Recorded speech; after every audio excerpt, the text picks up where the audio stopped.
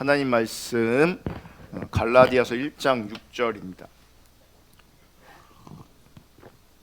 갈라디아서 1장 6절 한 목소리로 읽겠습니다. 시작. 그리스도의 은혜로 너희를 부르신 이를 이같이 속히 떠나 다른 복음을 따르는 것을 내가 이상하게 여기노라. 아멘. 여러분, 지금 우리는 갈라디아서를 살펴보고 있고요. 오늘은 갈라디아서 강의 8번째 시간입니다. 오늘은 지난 시간에 이어서, 지난주에 이어서 다른 복음의 심각성과 인간의 속성에 대해서 하나님의 말씀 나누겠습니다.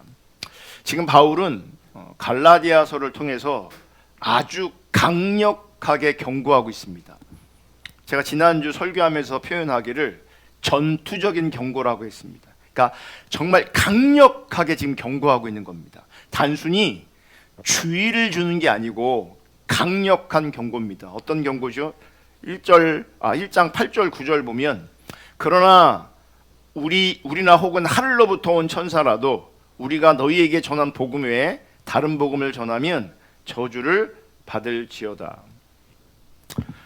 우리가 전에 말하였거니와 내가 지금 다시 말하노니 만일 누구든지 너희가 받은 것 외에 다른 복음을 전하면 저주를 받을지어다. 아주 강력하게 다른 복음을 전하면, 다른 복음 안에 있으면 저주를 받을 것을 주의를 주는 게 아니라 강력하게 선포하고 있습니다. 어떤 분들은 이 바울의 경고를 그냥 그렇지, 당연하지, 그러니까 당연한 경고로 느끼는 거죠. 그러니까 바울은 강력하게 경고하고 있음에도 불구하고 어떤 분들은 그냥 주의 정도로 인식하는 거예요. 왜 바울의 경고가 강력하게 들리지 않는가? 자신은 다른 복음과 거짓 신앙과 상관이 없다는 거죠. 문제는 참된 복음과 다른 복음은 잘 구별되지 않는다는 겁니다. 그러니까 정말 많은 사람들이 자기는 참된 복음으로 여길 수 있는데, 참된 복음을 듣는다고 참된 복음 안에 거한다고 생각할 수 있는데, 문제는 내가 진짜 참된 복음 안에 거하고 있는지, 참된 신앙 안에 거하고 있는지, 아니면 다른 복음 거짓 신앙 안에 거하고 있는지 구별되지가 않는다고요. 잘 구별되지 않아요. 마치 유정란, 무정란처럼 모양도 똑같고 기능도 효과도 똑같아요. 우리가 유정란과 무정란을 구별하지 못하는 것처럼 영적 분별력이 우리 가운데 주어져 있지 않으면 참된 신앙과 거짓 신앙, 참된 복음과 다른 복음이 구별되지 않아요. 그리고 더 심각한 것은, 듣는 것은 참된 신앙을, 듣는 것은 참된 복음을 들어도 나는 다른 복음을 따라갈 수 있고, 나는 다른 신앙, 거짓 신앙을 추구할 수 있고, 거짓 신앙이 우리 가운데 실제일 수 있어요.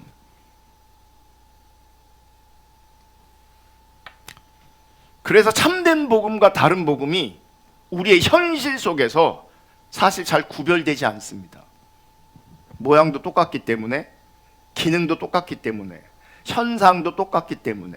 여러분, 거짓 신앙에 은사도 나타납니다. 어떤 면에서 요즘에 보면 다른 복음 안에, 다른 신앙 안에, 거짓 신앙 안에서 어쩌면 더 강력한 은사들이 나타나고 있어요. 사람들을 더 많이 주목하게 만들고 사람들을 더 끌어모으고 있어요. 왜 그러겠어요? 그 안에, 그곳에 어떤 강력함이 있기 때문에 그래요. 그래서 의식, 현상, 뜨거운 감정, 열정, 은사, 이런 것들이 본질이 아니에요. 이거를 부정하는 게 아니에요. 따라오죠, 당연히. 그럼에도 불구하고 이것 자체가 본질이 아니에요. 참된 복음, 참된 신앙에는 생명이 있고, 다른 복음, 거짓 신앙에는 생명이 없어요.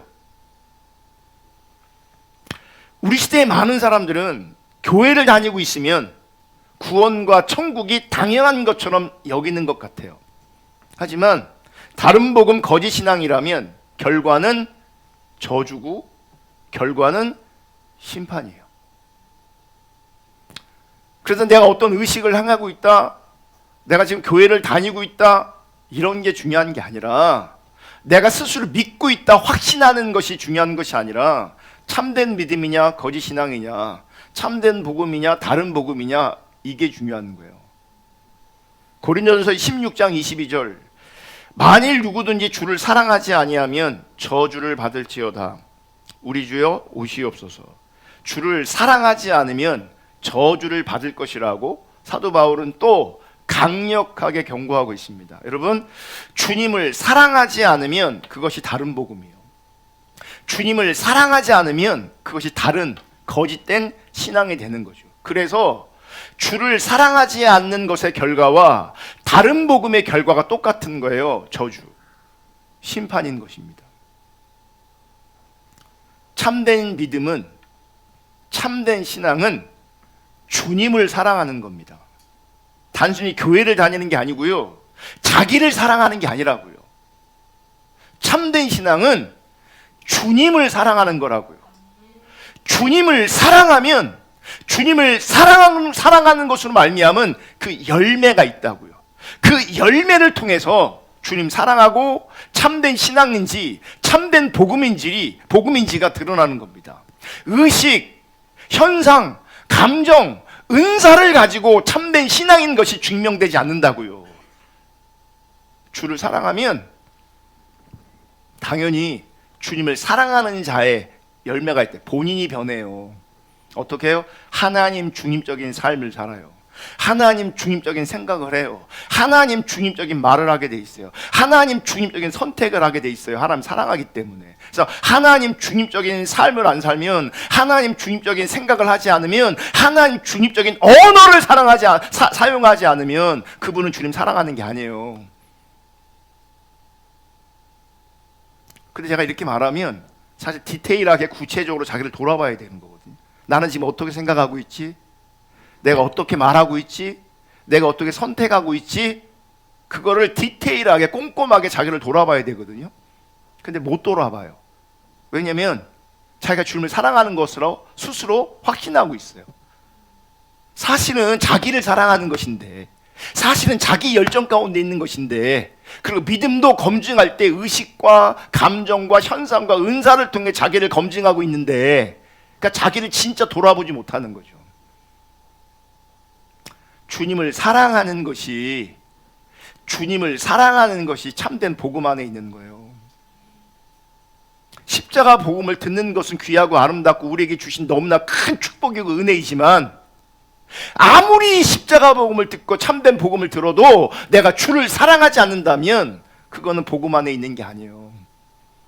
그러니까 주님 사랑하지 않으니까 우리가 안 변하는 거예요. 주를 사랑하지 않으니까 이웃 사랑이 안 되는 거예요. 관계가 깨지고 관계가 막히는 거예요. 주를 사랑하지 않으니까. 자기 중립적으로 생각하고 자기 중립적으로 말하고 자기 중립적으로 선택하니까 안 된다고요. 그리고 그게 뭔지도 몰라요. 왜냐하면 주님을 사랑한 적이 없기 때문에. 하나님께서 원하시는 생각이 무엇인지, 하나님께서 원하시는 언어가 무엇인지, 하나님께서 원하시는 선택이 뭔지를 모른다고요. 왠지 아세요? 주님 사랑하지 않으니. 그러니까 결국은 자기가 좋아하는 생각들을 하게 돼 있고, 자기가 원하는, 자기에게 익숙한 언어를 사용하게 돼 있고, 자기에게 유익한 선택들을 하게 돼 있다고요.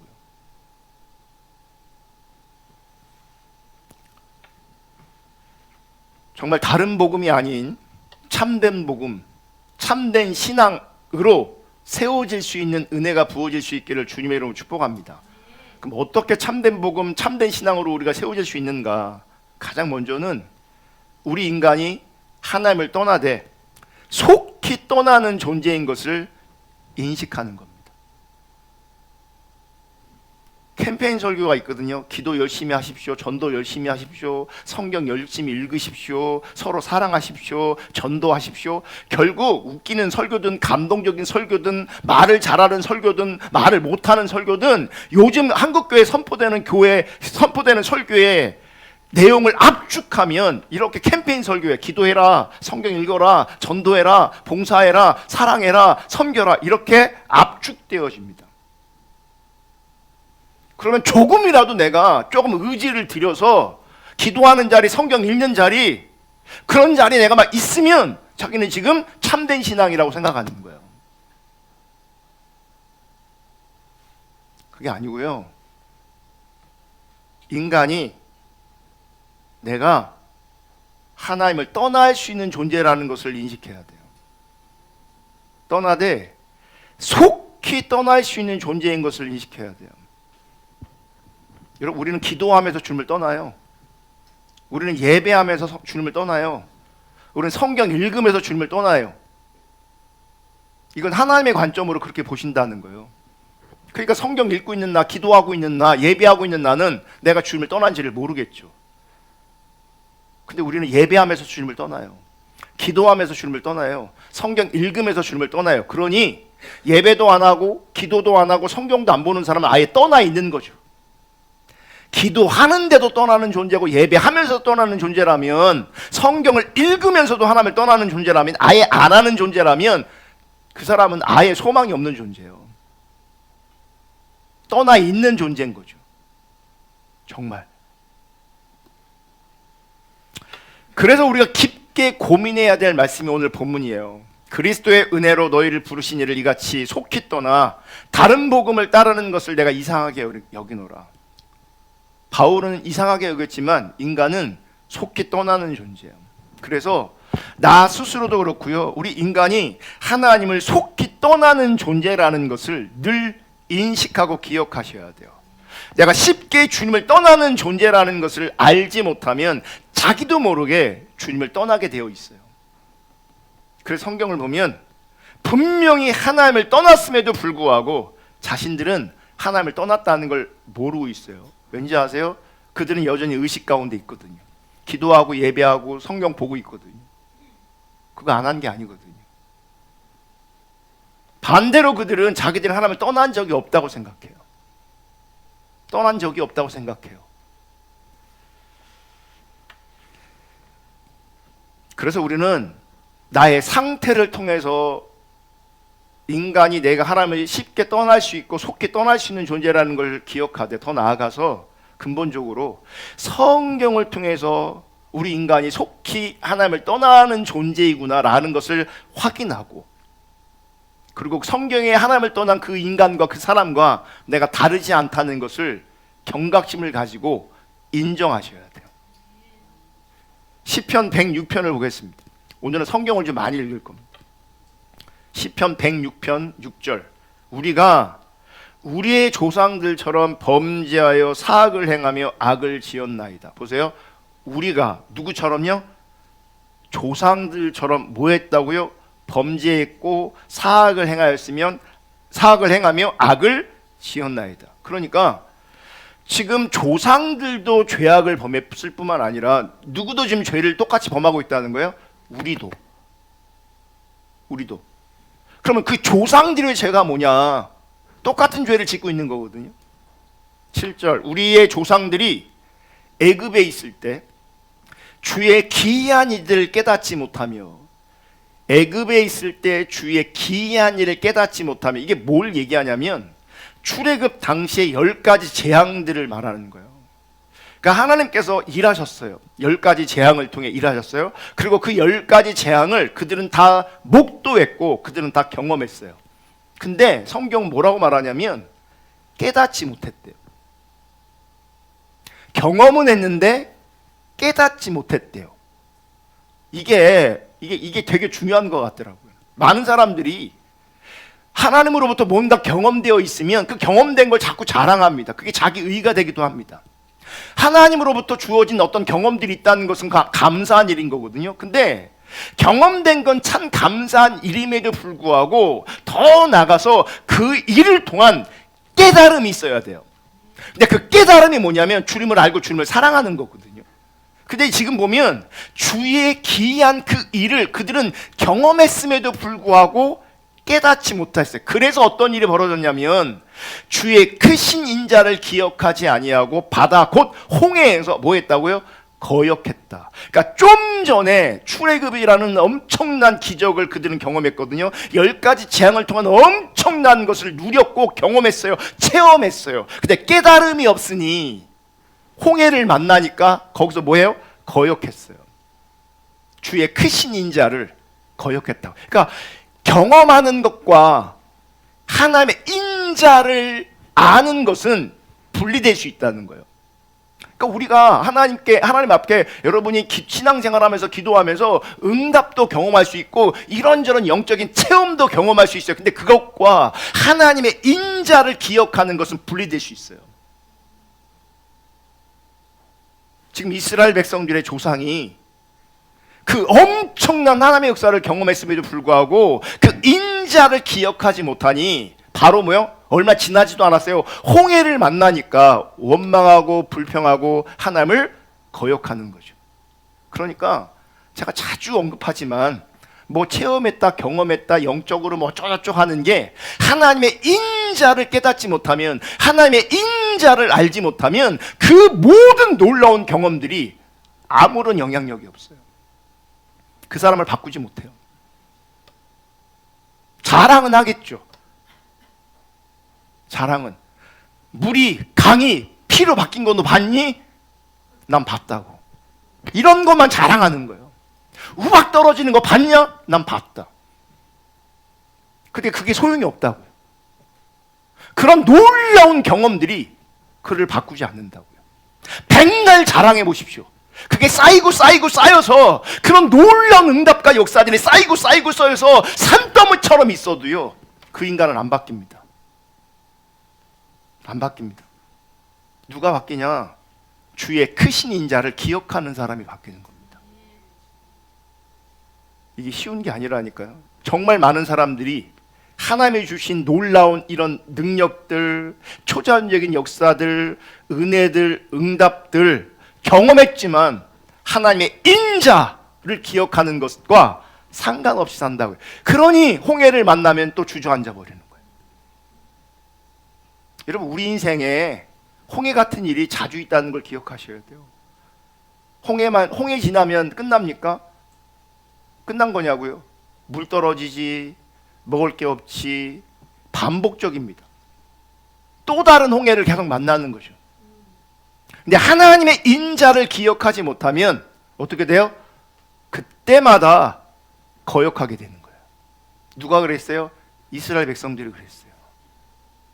하나도 안 변했어요.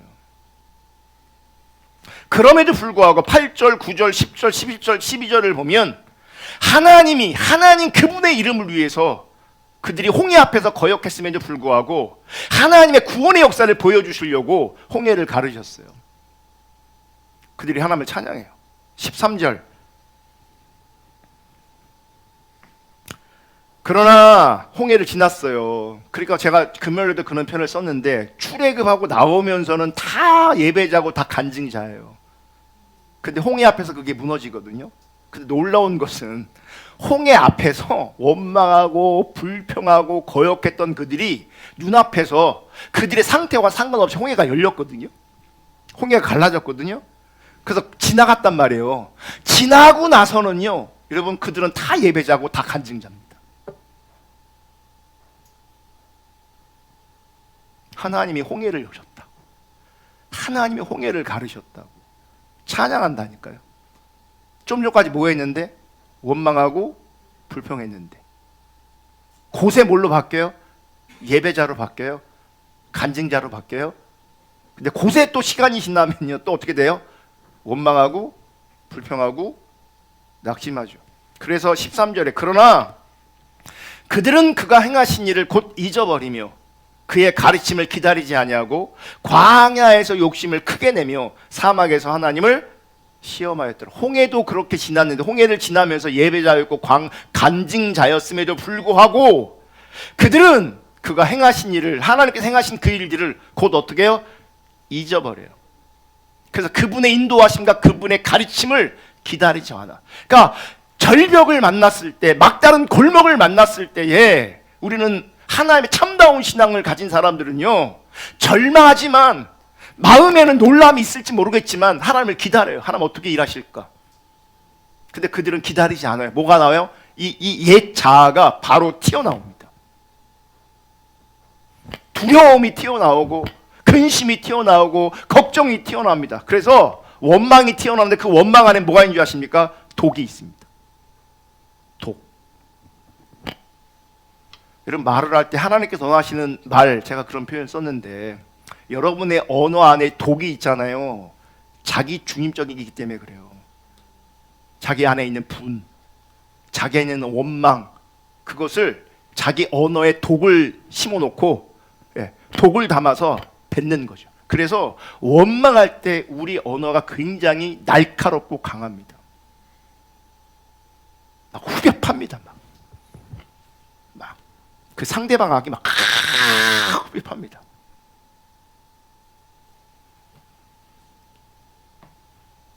하나님의 가르침과 인도하심을 기다리지 못한다고요. 그냥 사람 앞에, 환경과 처지 앞에 이 옛 본성, 이 타락한 본성이 확 드러납니다. 그리고 이거 부인하고 싶은 마음이 없어요. 막 해댑니다. 세게, 강력하게, 날카롭게, 송곳같이. 그게 하나님 없는 게 드러나는 거예요. 제가요, 은사 받은 사람이 그렇게 반응하는 거 여러 번 봤어요. 은사 받으면 뭐예요? 뭐 이런저런 신령한 체험을 하면 뭐예요? 그 말에 독이 있는데, 그 말에 어리석음이 있는데. 여러분, 잠언에 보면 하나님을 경외하는 것이 지혜의 근본이라고 있거든요. 그러니까 지혜가 없는 거죠. 이게 생각의 지혜, 언어의 지혜가 없는 거거든요. 그럼 보세요. 이게 참담한 거예요. 그리고 심각한 거예요. 왜 지혜가 없냐? 하나님 경외하지 않기 때문에 그래요. 예배에도, 기도에도, 성경을 읽어도, 은사를 경험해도 하나님을 경외하지 않으면 지혜가 없어요. 지혜가 없다는 게 뭔지 아세요? 하나님 관점이 없다는 얘기예요. 하나님의 관점이 없으니 뭐가 영향력을 가지냐면 타락한 내 본성이 영향력을 가져요. 그래서 언어가 독해져요. 네. 여러분, 언어가 독한 사람 피하셔야 돼요. 제일 불쌍한 인간 중에 하나가 누군지 아세요? 언어가 독한 사람을 만난 사람이에요. 그 사람하고 사는 사람이에요. 언어가 독한 사람하고 사는 인간 얼마나 불쌍한지 아십니까? 이 독화살이 맨날 날라오는 거지. 네. 그러면 그 독화살을 계속 맞고 있는 누군가는 병들게 돼 있어요. 병들게 돼 있어요. 그거 견딜 수가 없어요. 견딜 수가. 왜 그러냐? 하나님이 행하신 일을 곧 잊어버리고 그분의 가르침을 기다리지 못하니까 내 본성이 나를 압도하는 겁니다. 그래서 광야에서 욕심을 크게 내며, 그러니까 자기 중심성이 하나도, 자기 욕망이 하나도 다루어지지 않았어요. 계속해서 하나님을 뭐예요? 시험해요. 15절. 그러므로 여호와께서는 그들이 요구하는 것을 그들에게 주셨을지라도 그들의 영혼은 쇠약하게, 그들은 계속 병들어 갑니다. 그들이 요구하는 거 주셔요, 안 줘요? 주셔요. 그럼 그걸 간증해요. 하나님, 내가 막 땡깡 쓰고 기도해서 우리가 얻어낸 게 되게 많아요. 옛날 분들은 더 그렇거든요. 요즘엔 사람들은 세상이 하도 풍요로워서 자기 스스로 채울 수 있으니까 그렇게 안 하는데, 옛날에는 그게 안 되니까요. 막 금식 엄청 자주 했어요. 금식하고 막 툭하면 3일 금식하고 툭하면 일주일 금식하고 막, 그 하나님께서 내가 요구하면 주셨단 말이에요. 그럼에도 불구하고 그분은 그 주심 때문에 그 간증하거든요. 자기 영적 우월감을 또 자랑하거든요. 하나님 응답하셨다고, 문제를 해결하셨다고. 그럼에도 불구하고 그 영혼은 쇠약해져요. 말라 비틀어진다고요. 응답은 받았는데 그래서 그의 생각과 그의 언어가 안 바뀌어요. 내 인생에, 내 삶에 은혜라고 말할 수 있는 것들이 잔뜩 있음에도 불구하고 그의 생각과 그의 언어와 그의 선택이 바뀌지 않는다고요. 그게 왜 그래요? 영적으로 병들어 가는 거죠. 쇠약해 가는 거죠. 영적으로는. 이 시편 106편을 보더라도요, 사람들은, 우리 인간들은 쉽게 하나님의 인자를 잊어버려요. 이 말이 뭐야? 쉽게 하나님을 떠나요. 출애굽을 경험했는데 홍해 앞에서 하나님을 떠납니다. 홍해를 지났는데 여러 가지 상황과 처지 속에서 그들은 하나님을 떠납니다. 너무도 쉽게, 너무나 당연하듯이. 학개서 1장 볼게요. 또 다른 상황이야. 학개서 1장 세 번역으로 볼 건데, 다리우스 왕 2년 6째 달 그 달 초하루에 학개 예언자가 주님의 말씀을 받아서 스알디엘의 아들 수룹바벨 유다 총독과 여호사닥의 아들 여호수아 대제사장에게 전하였다. 만군의 주님께서 이렇게 말씀하신다. 이 백성이 말하기를 때가 되지 않았다. 주님의 성전을 지을 때가 되지 않았다. 이게 어떤 상황이냐면, 이스라엘 백성들이 하나님을 떠나서 그들에게 심판이 임해서 바벨론 포로로 끌려갔잖아요. 그래서 하나님의 전적인 주권과 은혜 까닭에 그들이 본토로 다시 돌아왔어요. 그들에게 주어진 임무가 있는데, 그것은 성전을 다시 회복하는 거였어요. 그게 하나님께 주신 그들에게 명령이에요. 근데 그들은 뭐라고 말하는 줄 아세요? 때가 되지 않았다. 이거 누가 결정하는 겁니까? 자기들이 결정하고 있어요. 하나님은 하나님의 은혜로 포로로 끌려갔던 그들을 본토로 다시 돌려보냈는데, 성전을 회복하기를 원하시는데, 무너졌던 성전을 다시 짓기를 원하시는데, 그들이 얘기해요. 때가 되지 않았다고. 하나님의 뜻을 구하는 게 아니라 자기 중립적인 자리에서 자기 처지와 상황 때문에 때가 되지 않았다, 이렇게 얘기해요. 3절, 학개 예언자가 주님의 말씀을 받아 전한다. 성전이 이렇게 무너져 있는데 지금이 너희만 잘 꾸민 집에 살고 있으란 말이냐. 성전은 무너져 있어요. 그들은 지금 어떻게 하고 있어요? 자기 집을 꾸미려고 하고 있어요. 그러면서 뭐라고 말하는 거예요? 때가 아니다라고 얘기하는 거예요. 5절, 나 만군의 주가 말한다. 너희는 살아온 지난 날을 곰곰이 돌이켜보아라. 너희는 씨앗을 많이 뿌려도 얼마 거두지 못하였으며, 먹어도 배부르지 못하며, 마셔도 만족하지 못하며, 입어도 따뜻하지 못하며, 품꾼이 품삯을 받아도 구멍난 주머니에 돈을 넣음이 되었다. 그러니까 자기 일을 열심히 사는 그 자리에 돌아보라고 말씀하시는 거예요. 씨앗을 뿌려도 거두지 못해, 먹어도 배부르지 않아, 마셔도 만족되지 않아, 입어도 따뜻하지 않아, 품꾼이 품삯을 받아도 언제 날아가지 다 사라져버려요. 그래서 7절, 나 만군의 주가 말한다. 너희는 각자의 소행을 살펴보아라. 너희는 산에 올라가서 나무를 베어다가 성전을 지어라. 그러면 내가 그 성전을 기쁘게 여기고 거기에서 내 영광을 드러내겠다. 나 주가 말한다.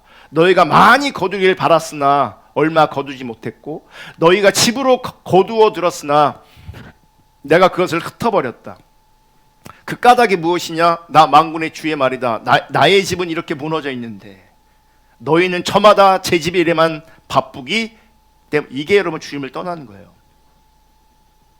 이게 자기 일에만 바빠요. 이게 주님을 떠나는 거예요. 자기 생각에만 갇혀 있어요.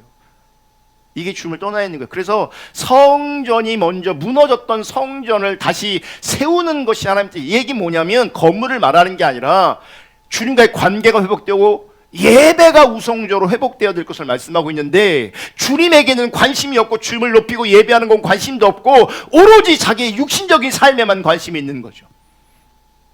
너희는 저마다 많은 사람들이, 아니 대부분의 많은 사람들이 자기 집 일에만 바쁘기 때문이다. 이게 주님을 떠나는 거예요. 이게 주님을 떠나는 거라고요. 오늘날 사람들이 예배하는 일에 적극적이지 않습니다. 제가 지난주에 어떤 교회 서울에 갔거든요. 큰 교회거든요. 근데요, 자리가 듬성듬성 있어요. 안 모여요. 그 왜 안 모이겠습니까? 다른 날은 이해가 돼. 뭐 수요일 날 같은 요즘에는 저녁에 못 모이니까 바쁘니까. 그래서 요즘에 그 수요 예배도요, 오후 내지는 오전으로 바꾼 교회들이 되게 많아요. 저녁에 아예 모이지도 않아요. 왜냐면 사람들이 안 모이니까. 근데 금요일 날 같은 경우는 시간이 뒤에 있잖아요. 주로 요즘에는 9시에 많이 모이기도 하고 우리는 8시 반에 모이기도 해. 그러면 퇴근하고 밥 먹고 얼마든지 어디 있든지 특별한 일이 아니라면 올 수 있는 시간이거든요. 근데 옛날같이 7시에 저녁 예배 드린다, 7시 반에 저녁 예배 드린다, 올 수 있는 사람이 정말 제한적이에요. 물리적으로. 그럼 적어도 주일 낮 예배, 금요일 날은 주님 앞에 와야 되거든요. 기도하고 예배하는 일에 적극적이어야 되거든요. 근데 그게 안 돼요. 정말 많은 사람들한테 그게 안 돼. 왠지 아십니까? 그럼 그 시간에 그들이 뭐 하고 있겠어요? 여러분, 적어도 제가 이성적으로 상식적으로 이해가 되는 분들은 그 시간에 내 먹고 사는 것 때문에 일해야 되는 분들은 적어도 이해가 돼요. 근데 그 시간에 만약 쉬고 있다, 방바닥에 누워서 테레비 보고 있다, 그분은 쉬면서 죄 짓고 있는 겁니다.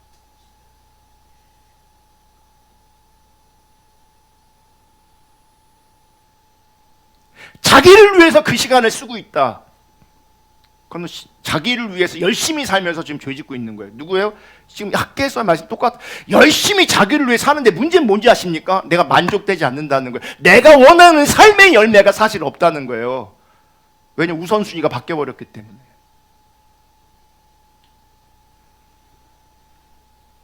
정말 하나님 사랑하면 하나님 예배하기 위해서 내 삶을 조종하는 게 그게 주님 사랑하는 거예요. 저는 이해가 해요. 그 시간에 일하는 분들이 있다면 이해가 된다고요. 그런 분들을 향해서 교회 오라고 말할 수가 없어요, 제가. 그럼에도 불구하고 그분 안에 주를 사랑하는 마음이 있으면 스스로 조종해서 그 시간을 주님께 드리려고, 혹은 드리지 못하는 것을 괴로워하고 안타까우고 애통하게 여길 거라고요. 진짜 정말 많은 사람들이 자기 일에 바빠서 주님을 못 따라가요. 그게 주님을 떠난 거예요. 그게. 근데 보세요. 포로로 끌려갔다 주의 은혜로 돌아왔는데, 주의 은혜로 돌아온 지 얼마 되지도 않았는데 이렇게 사람들은 주님을 떠난다고요. 주님의 뜻 관심도 없어요. 하나님 나라 관심도 없어요. 그래서 하나님이 열심히 일한 그들, 세상으로 열심히 일한 당신 떠나라 그러잖아요. 하나님 이르시는 거예요. 열심히 일한 그들 내가 흩을 것이다. 지금 성경이 그렇게 말하고 있어요. 열심히 일해보세요. 네. 열심히 양육해보세요. 다 흩어집니다. 거긴 주님도 없고 나중에는 아무것도 없습니다.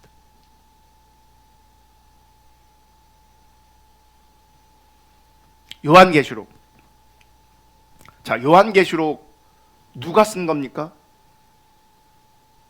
요한계시록 누가 썼어요? 요한이 썼어요. 요한. 다른 제자들은 다 죽임당하고 순교당하고 그랬지만 사도 요한은 순교당하지 않고 유배당하고, 그래서 거기서 뭐예요? 요한계시록을, 하나님의 계시가 임해서 요한계시록을 써요. 그럼 보세요. 예수님 십자가에 못 박혀 돌아가시고 부활하시고 그 당시에 누가 살아있었어요? 요한이 살아있었어요. 지금 요한이 죽지 않고 살아있다고요. 근데 그 요한이 그 시대의 어떤 교회들을 향해서 얘기하고 있어요. 벌써 타락해 있어요. 요한은 죽지도 않았는데. 에베소 교회 계시록 2장 1절 에베소 교회 사자에게 편지하라. 오른손에 있는 7뼈를 붙잡고 7금 촛대 사이를 거니시는 이가 이르시되 그러나 너를 책망할 것이 있나니 너희 처음 사랑을 버렸느라. 이게 뭔지 아세요? 타락이에요. 이게 하나님을 떠난 거예요. 그러므로 어디서 떨어졌는지를 생각하고 회개하여 처음 행위를 가지라. 만일 그리하지 아니하고 회개하지 아니하면 내가 내게 가서 내 촛대를 그 자리에서 옮기시리라. 이렇게 빨리 우리가 주님을 떠난다니까요. 처음 사랑 금방 잊어버려요. 사대교회 계시록 3장 사대교회의 사자에게 편지하라. 하나님의 7영과 7뼈를 가지신 이가 이르시되 내가 내 행위를 아노니 내가 살았다는 이름을 가졌으나 죽으냐. 모양은 살아있는 것처럼 보일지 모르지만 실상은 너 죽었어. 네 영적 상태는 지금 죽어있어. 이렇게 말해요. 그럼 살았다는 건 뭐예요? 행위, 의식, 감정, 은사 이런 걸 말하는 거예요. 그래서 사실은 뭐예요? 이런 거 다 있어도 하나님 앞에 그는 죽은 영혼일 수 있어요. 교회가 그랬어. 사대교회가. 너를 일깨어 그 남은 바 죽게 된 것을 굳건하게 하라. 내 하나님 앞에 내 행위에 온전한 것을 찾지 못하였노니. 행위에 온전한 것이 있다 없다?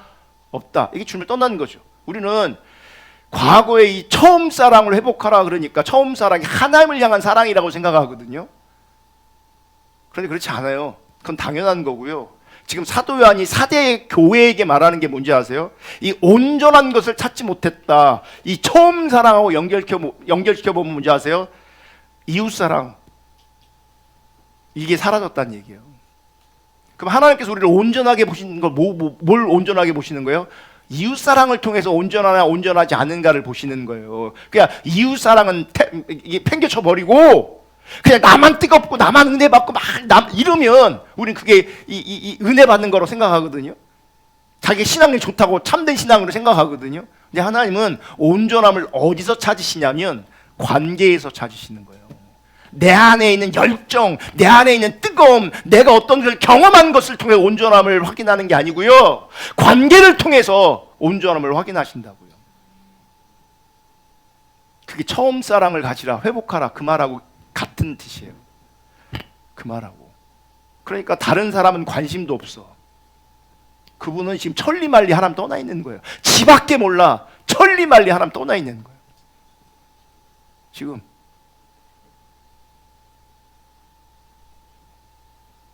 자기 감정에 충실해서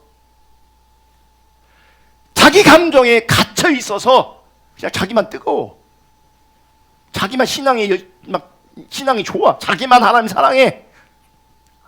근데 관계는 다 깨져 있어. 주변을 살피질 못해. 그게 하나님 떠난 거예요. 그게 자기 만만한 사람만 만나. 그 주님을 떠난 거예요. 주님은 그렇게 인도하지 않으세요. 자기 편한 사람만 만나. 그건 하나님의 인도하심이 아니에요.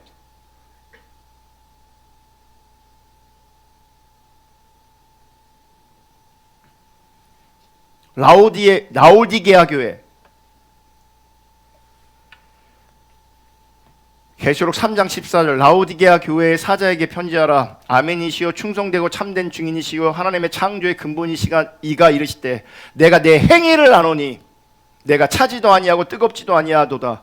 내가 차든지 뜨겁든지 하기를 원하노라. 16절 내가 이같이 미지근하여 뜨겁지도 아니하고 차지도 아니하니 내 입에서 너를 토하여 버리라. 이미 주님을 떠난 상태인 거죠.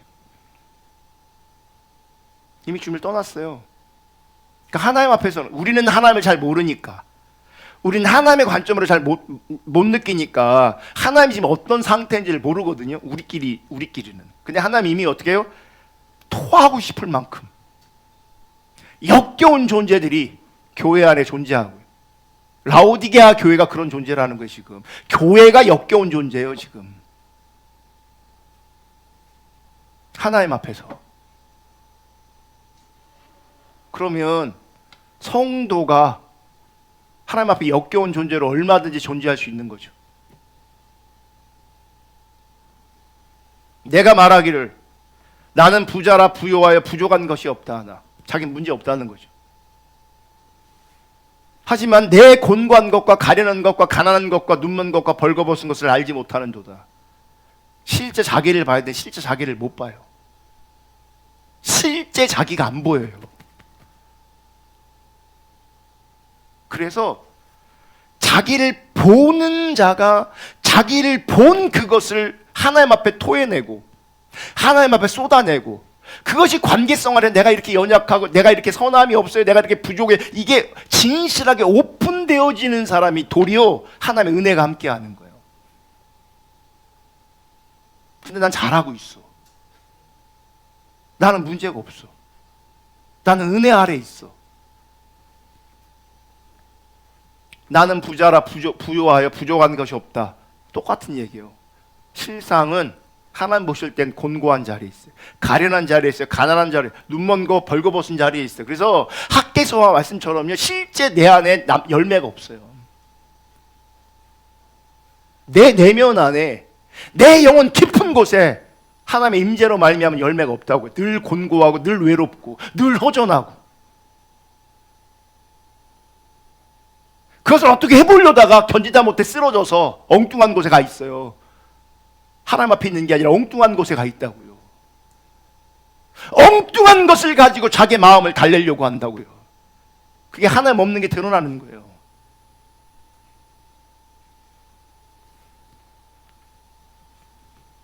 (19절) 물은 내가 사랑하는 자를 책망하여 징계하노니 그러므로 내가 열심을 내라. 회개하라. 뭐예요? 돌아오라는 거죠. 회개하라는 거예요. 왜 회개를 말해요? 주를 떠나 있으니. 근데 보편적으로는요, 다 자기들이 주를 떠나 있는지를 모른다고요.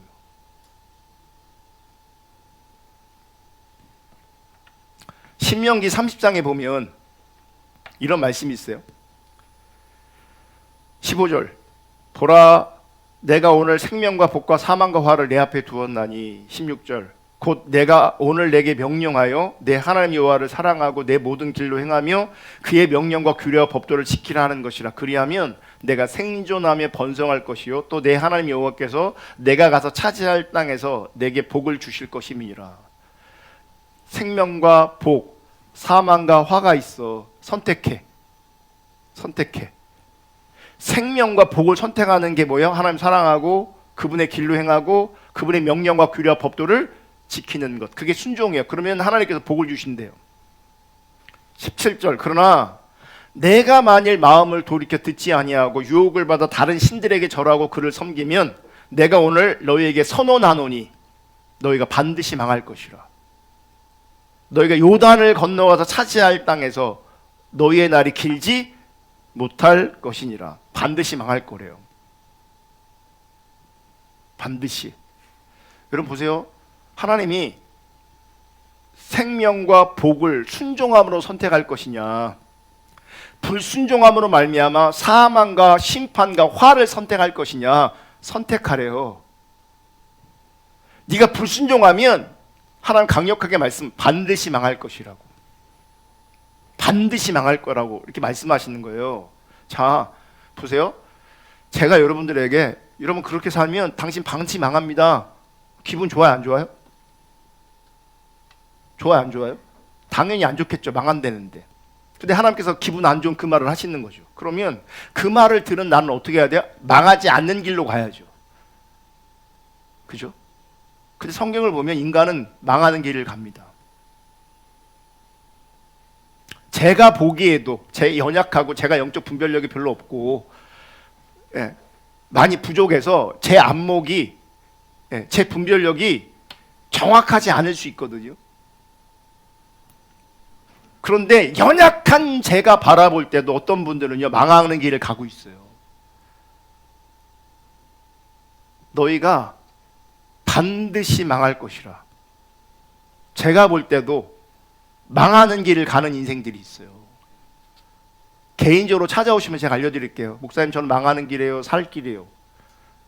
개인적으로 찾아오면 말씀해 드릴게요. 근데 어떤 분들은 두려워서 못 올 거예요. 왠지 아세요? 자기도 알아, 망할 길 가고 있다는 걸. 제 입에서 그 말이 나올 것 같아서 찾아오지 못하는 인간이 있을 거예요. 망할 거라고 말하는데 그 망할 길을 가고 있어요.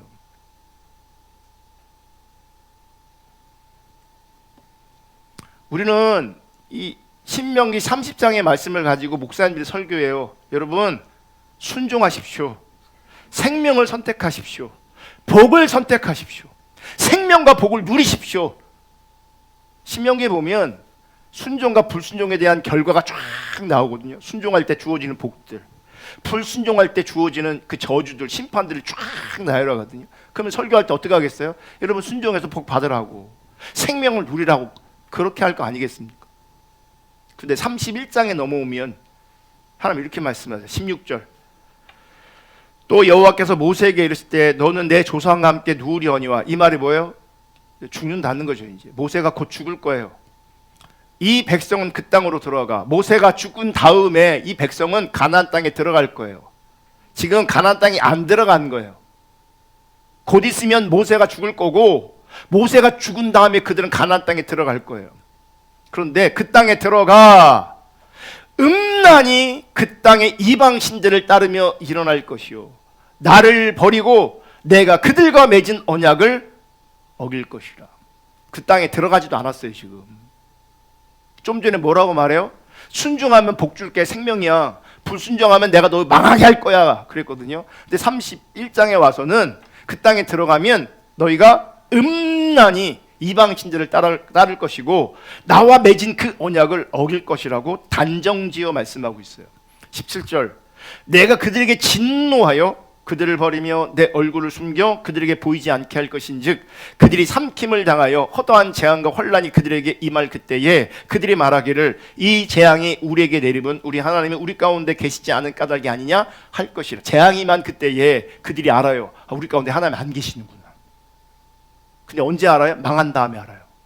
언제 알아요? 심판이 임한 다음에 알아요. 하나님이 없었구나, 하나님이 안 계시는구나. 18절, 또 그들이 돌이켜 다른 신들을 따르는 모든 악행으로 말미암아 내가 그때에 반드시 내 얼굴을 숨기리라. 19절, 그러므로 이제 너희는 이 노래를 써서 이스라엘 자손들에게 가르쳐 그들의 입으로 부르게 하여 이 노래로 나를 위하여 이스라엘 자손들에게 증거가 되게 하라. 이렇게 너희가 가나안 땅에 들어가면 이렇게 하나님을 떠날 거고 하나님을 버릴 거다, 언약을 깰 거다, 이거를 노래로 만들으래요. 그리고 이 노래가 증거가 될 것이라고 말하는 거예요. 20절, 내가 그들의 조상들에게 맹세한 바 젖과 꿀이 흐르는 땅으로 그들을 인도하여 드린 후에 그들이 먹어 배부르고 살찌면 돌이켜 다른 신들을 섬기며 나를 멸시하여 내 언약을 어기리니. 그 땅에 들어가 배부르고 살찌면, 그러니까 배부르고 살찔 때는 재밌어요. 여러분, 세상 나가보세요. 하나님 없이 살아보시면 거기에 재미가 있을 수 있어요. 배부르고 살찔 때 재밌다고요. 만족하고 행복할 수 있다고요. 더 세상으로 나아가고 다른 신들을 더 섬기는 자리로 나아가는 거죠. 돈에 더 매이고 세상에 더 매이고, 그 하나님을 점점점 잃어버리고 그걸 멸시하는 거죠. 내 언약을 어기리니. 21절, 그들이 수많은 재앙과 환난을 당할 때에 그들의 자손이 부르기를 잊지 아니한 이 노래가 그들 앞에서 증인처럼 되리라. 나는 내가 맹세한 땅으로 그들을 인도하여 드리기 전 오늘 나는 그들이 생각하는 바를 아노라. 그러므로 모세가 그날 이 노래를 써서 이스라엘 자손들에게 가르쳤더라. 뭐예요? 너희는 가나안 땅에 들어가면 하나님을 버릴 겁니다. 우상을 섬길 겁니다. 지 맘대로 살 겁니다. 하나님 버릴 겁니다. 이걸 노래로 만들어서 뭐 하는 거예요? 실제 모세는 백성들에게 그거를 가르쳤어요. 그럼 노래를 어떻게 하는 거예요? 우리도 이제 찬양가게 노래로 하잖아요. 노래가 어떤 거예요? 우리가 가나안 땅에 들어가면 주님을 떠날 거라네, 이런 거 아니겠어요? 우상을 섬길 거라네. 이게 노래 가사예요. 그걸 하나님께서 가르치게 하셨어요. 그걸 부르게 하셨어요. 31장 24절로 보면 모세가 이 율법의 말씀을 다 책에 써서 마친 후에 모세가 여호와의 언약궤를 매는 레위 사람에게 명령하여 이르되 이 율법책을 가져다가 너희 하나님 여호와의 언약궤 곁에 두어 너희에게 증거가 되게 하라. 27절, 내가 너희의 반역함과 목이 곧은 것을 아나니 오늘 내가 살아서 너희와 함께 있어도 너희가 여호와를 거역하였거든 하물며 내가 죽은 후의 일이라. 봐요, 반역하고 목이 곧았어요. 모세가 뭐래? 내가 살아있을 때도 너희가 반역하고 목이 곧았는데 내가 살아있을 때도 여호와를 거역했는데 하물며 내가 죽은 이후에 어떻게 되겠어요? 당연히 그렇게 된다는 거죠. 당연히. 29절, 내가 알거니와 내가 죽은 후에 너희가 스스로 부패하여 내가 너희에게 명령한 길을 떠나 여호와의 목전에 악을 행하여 너희의 손으로 하는 일로 그를 경노하게 하므로 너희가 후일에 재앙을 당하리라. 그리고 모세가 이스라엘 총회 이 노래의 말씀을 끝까지 읽어 들리니라. 자, 입장을 바꿔서 제가 모세예요, 여러분 이스라엘 백성들이에요. 제가 얘기하는 거예요. 여러분 가나안 땅에 들어가면 여러분들이 하나님을 떠날 거고 하나님을 버릴 겁니다. 우상을 섬길 겁니다. 그걸 노래로 가르쳤어요. 그럼 되게 불편하겠죠. 가나안 땅에 들어가지도 않았는데 들어가면 자기들이 하나님을 떠난대. 그러면 어떤 사람이 이럴 거예요. 기분 나빠서 모세에게 우린 절대 주님 떠나지 않을 겁니다. 우린 절대로 우상을 섬기지 않을 겁니다. 이렇게 반항했을지 몰라요. 근데 실제 그들은 가나안 땅에 들어가서 하나님께서 노래로 말씀하신 것처럼, 모세가 말한 것처럼 그들은 하나님을 떠납니다. 여러분 잘 보세요. 인간은 하나님을 떠나는 존재예요. 인간은 하나님을 버리는 존재예요. 그래서 스스로 망할 길을 걷는 게 우리 인간들이에요. 이 말씀들을 보면, 이스라엘 역사를 보면, 성경 여기저기를 보면 반드시 여러분 발견되는 게 있어야 돼요. 인간은 존재론적으로 죄인이다. 이론적으로는 생명과 복을 선택하기를 원하지만 사실은, 실제는 우리 안에 생명과 복을 선택할 능력이 없을 뿐만 아니라 생명과 복을, 하나님의 것을 선택하고 싶어 하지도 않는 우리 인간의 타락함, 선함이 없음을 빨리 발견할 수 있기를 주님의 이름으로 축복합니다. 원한다고 말하는 그게 뻥이에요. 원하지 않는 나를 발견하셔야 돼요. 주님을 쉽게 떠나는 나를 발견하셔야 돼요. 망하는 길을 가고 있는 나를 발견하셔야 돼요. 소망이 없는 나를 발견하셔야 돼요. 아멘.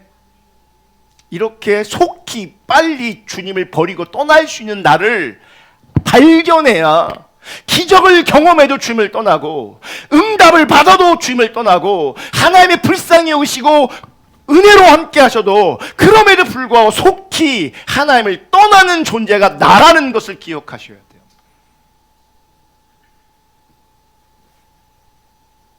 그래야 그 속에서 주님이 왜 오셨는지를 발견하게 되는 거예요. 여러분, 우리는 생명을 선택할 능력이 없어요. 그래서 그분이 생명으로 우리 가운데 오신 거예요. 그분이 오시지 않았다면 우린 다 심판 아래, 우린 다 저주 아래 있는 거예요. 주님이 오시지 않으면 우린 그냥 다 망하는 삶을 살고 망하는 길을 걷는 거예요. 자기 일에 바빠서, 세상을 사랑해서, 세상이 재밌어서. 그게 망하는 길이거든요. 그게 망하는 게 안 들리는 거죠. 근데 그게 망하는 게 보여야 돼요. 주님이 왜 오셨는지를 알아야 되는 거죠.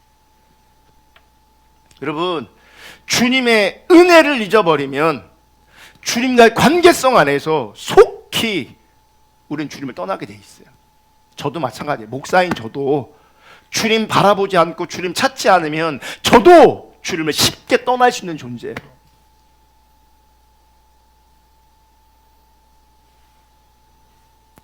안타까운 거는 사실은 주님을 떠나 있는데 예배하는 자리에 있음으로 말미암아 자기는 주님을 떠나지 않았다고 착각하는 거예요. 개인적으로 이거 깨는 게 너무 어려워요.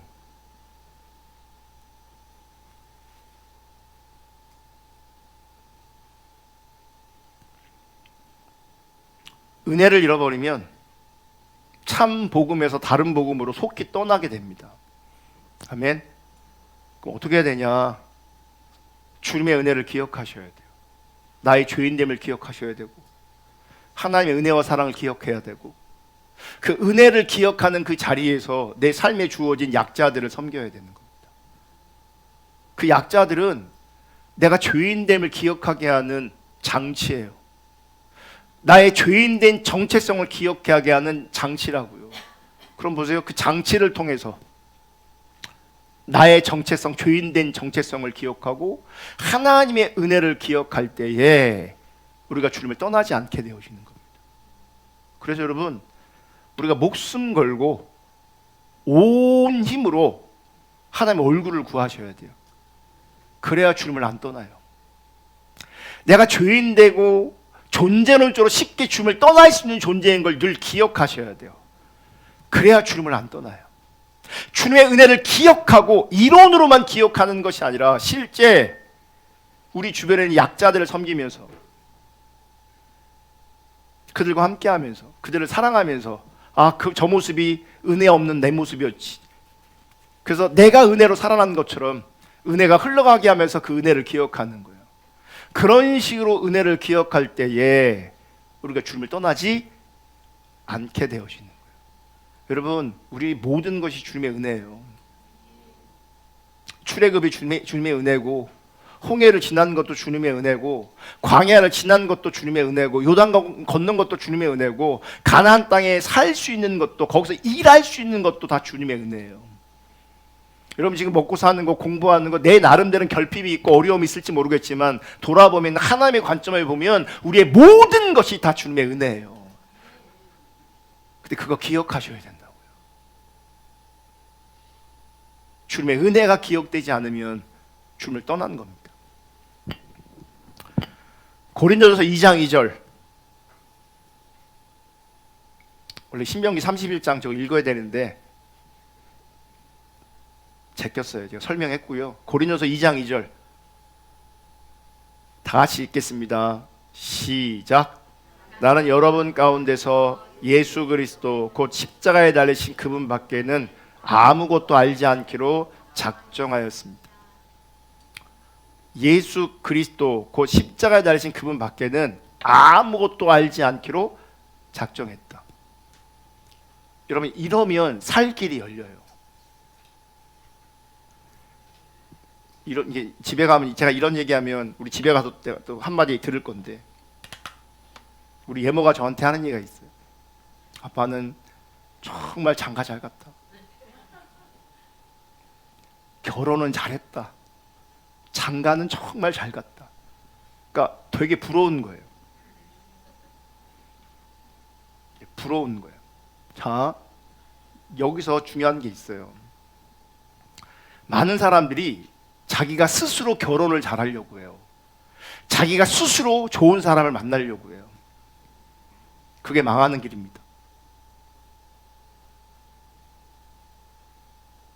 그게 망하는 길이에요. 제가 쉽게 설명하려고 이렇게 하는 거예요. 저는 제가 좋은 사람 만나려고 애쓴 적이 없어요. 부족하지만 연약하지만 예수 그리스도 곧 십자가에 달리신 그분 밖에는 아무것도 알지 않기로 작정했어요. 정말 주님만 바라보고 주님과 함께하고 주님을 따라갔어요. 그 자리에 하나님께 좋은 사람을 만나게 하신 거죠. 순서가 정확하게 재정립이 되셔야 돼요. 주님이 먼저예요. 주님 알기를 작정하셔야 돼요. 아무것도 알지 않기로 작정하셔야 돼요. 그러면 하나님께서 우리의 필요를 너무나 잘 아세요. 근데 정말 많은 이 어리석은 인생들이, 교만한 인생들이 거꾸로 하고 있어요. 하나님 알기를 구하지 않으면서 자기가 스스로 자기가 원하는 인생을 살아보려고 애쓰고 힘쓰거든요. 학계의 말씀이 임합니다. 아무리 열심히 살아도요, 얻어지는 게 없어요. 행복하려고 했는데 행복하지 않아요. 외롭지 않으려고 했는데 외로워요.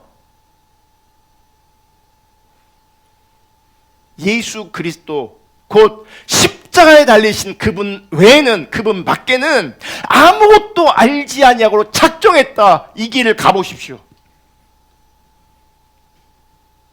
저 한번 믿어보세요.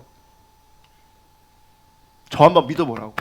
이 말씀 붙잡고 이제라도 이 말씀 붙잡고 살아보라고요. 하나님이 여러분들을 인도하시고 책임지실 겁니다. 근데 많은 사람들이 자기 인생을 스스로 자기가 살려고 해요. 그게 주님을 떠나는 거거든요. 주님을 떠나면 반드시 망할 것이라. 주님 없이 살면 반드시 망할 것이라. 우선적으로 하나님, 우선적으로 주님을 예배하는 것 아니라면 아무리 벌어도, 아무리 입어도, 아무리 먹어도, 아무리 마셔도 채워지지 않을 겁니다. 여러분 스스로 자기 일에 바빠 살아보십시오. 채워지지 않을 겁니다. 그게 성경이 말하는 진리입니다. 제가 말하는 게 아니고 성경이 말하는 진리예요. 우리가 속히 주님을 떠나는 존재다. 속히 주님을 떠나는 인간의 속성을 알아. 여러분 몸부림칠 수 있기를 주님의 이름으로 축복합니다. 주님 알기만을 구하고 주님의 얼굴을 구하고 주님의 은혜와 사랑을 기억하는 그 자리에서 정말 주님 떠나지 않기를, 그래서 하나님의 생명을 누릴 수 있기를, 하늘의 복을 누릴 수 있기를 주님의 이름으로 축복합니다. 아멘. 기도하겠습니다. 우리 찬양